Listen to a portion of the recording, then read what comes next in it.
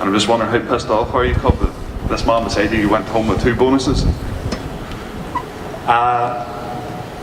He's my teammate, so I'm happy for him. And I got back-to-back bonuses, so I really didn't expect a third one. But it got waved in my face for a second. I really thought we were going to get it. Yeah. So now I just keep bugging him for drinks all the time. I'm like, you owe me.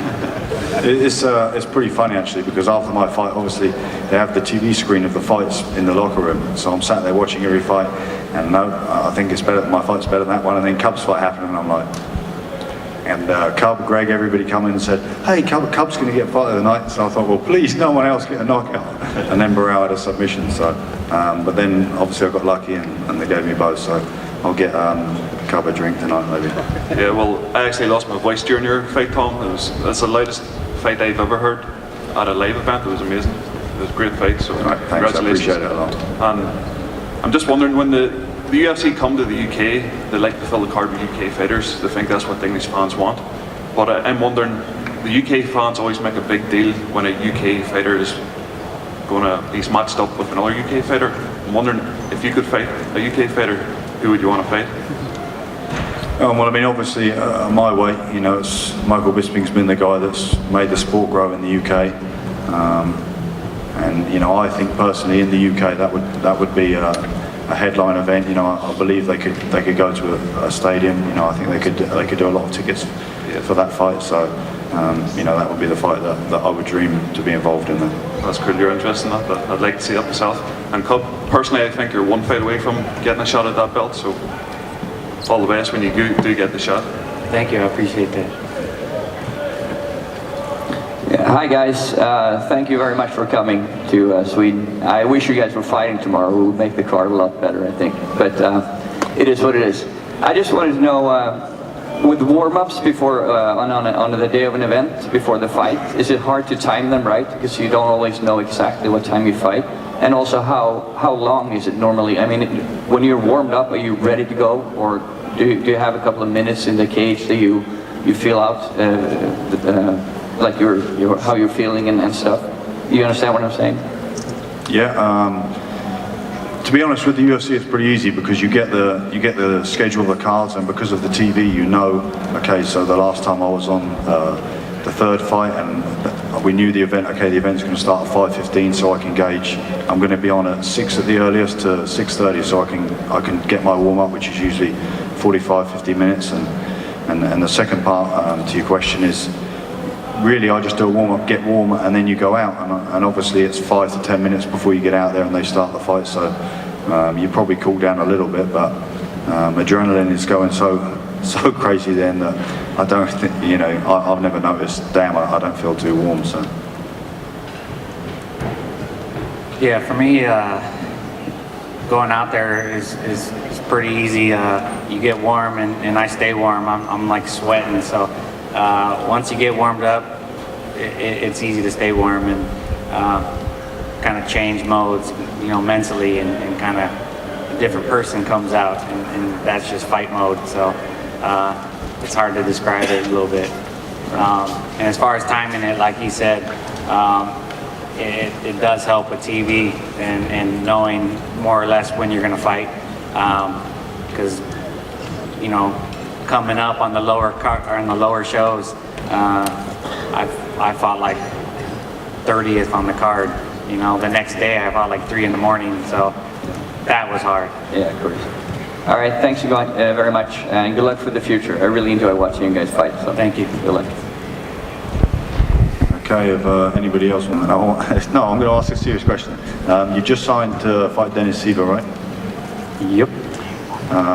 You were going to fight him in London. Yeah, that's correct, right? Correct. So can you talk to us about when you're going to fight him, and if this fight has already been played through in your head more, so maybe the training camp's different, or just talk about that fight for me. Yeah, I was excited to get that fight. I already trained for him, and so going into the fight camp's going to be a little easier. Don't have to do so much studying film and stuff like that. I know he's a hell of a fighter, and I just know that this fight is going to be one for the fans. I know he's going to bring it, and I always come to fight, so it's one I'm really looking forward to. Hey guys, what's up? What's up? So one question, two different scenarios. What's the most manly move to tap out to, and what's the least manly move to tap out to? In a fight, on TV, or in the gym? Because I know there's some weird things going on in the gym. You try stuff that might not work in a fight, but it works in the gym.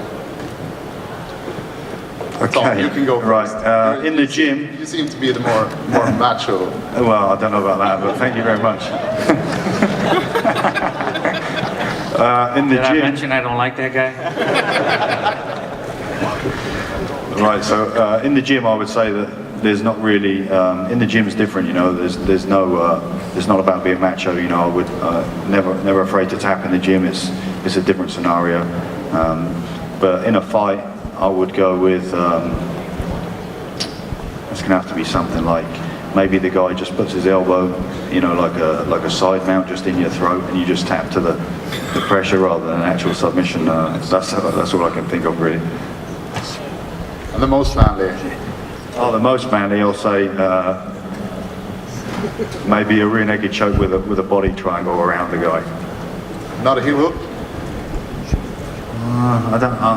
I'm just thinking visual context of a heel hook. I don't know. I don't know. You got me good with that question. So. I would have said the same, because the rear naked choke is so hard to get out of once you're in it, that, you know, you're not going to look so bad. A heel hook, I'm going to be like, yeah, break it. And it's in the movies a lot, right? They get the guy in a rear naked choke and just break the neck. So. All right, thanks guys. All right, you got to ask me a question now. I was going to say, I got to fire back at you. You got anything coming up? Well, I just had an elbow problem my last fight, so the UFC doctors did the MRI and the scan, so I'm hoping now to look for June, July. So obviously I've talked about a lot of fighters, and there's a lot of fighters in my division that are matched up, so we'll see. You know, obviously a lot of guys get injured and just be ready to go, but I'm looking for around June or July. Well, good. Just stay off of my card, because I want to get that bonus. All right, do I need to go back at Cub with another question, or is someone going to help me out?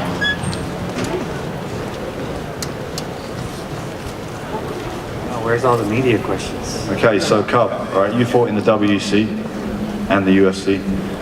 Do you think there's a major difference? Did you feel a lot different fighting in the UFC to when you fought in the WEC? Fighting in the WC was just a blast, but it always seemed like we were out there trying to prove something. Even the talks we would have before the fight, I remember they'd come backstage and be like, all right guys, this is a big one for us, you guys got to step it up and really put on a show, you know, trying to get executives and stuff, you know, really buying into the WC, because people didn't feel like we were at the same level as the UFC. So now getting past that and being in the UFC is just a lot easier to just go out there and fight and not have to prove anything, just win your fights, and that's proof enough. Okay, I'm going to ask you another one now. So it's basically going to be Q&A, me asking Cub Swanson questions. Should we stand like this for the rest of the time? Let's do it. Right, okay, so obviously the main event, Gustafsson had a cut and unfortunately can't fight. If you were in that position, could you describe, you know, what would be going through your mind? Yeah, it's such a tough situation. You train so hard, you spend money, and you sacrifice so much to get ready for each fight. And you know, your opponent pulls out and they offer you somebody else, and it's, you know, it's tough. It's an unknown person. You feel like maybe the fight's not the same, but you know, we know as fighters we're like, we just want to fight. So I wouldn't want to put myself in that situation, but the fact of the matter is it happens in this game, and I'm just glad that they were able to put something together, and you know, it's a big chance for a Cinderella story here. Yeah, I mean, I know personally, I spoke to Alexander this week and was speaking to him, and just, you know, being in his home country, just hugely disappointed to not be able to compete, and fight for the fans, close to his gym, and disappointing. Yeah, it's rough. Okay, well, thanks for the questions that we got, and it was a pleasure for me and Cub to be here in Sweden, and we can't wait for the fight, and now it's time for the weigh-ins, and let's get pumped up. Thanks, guys.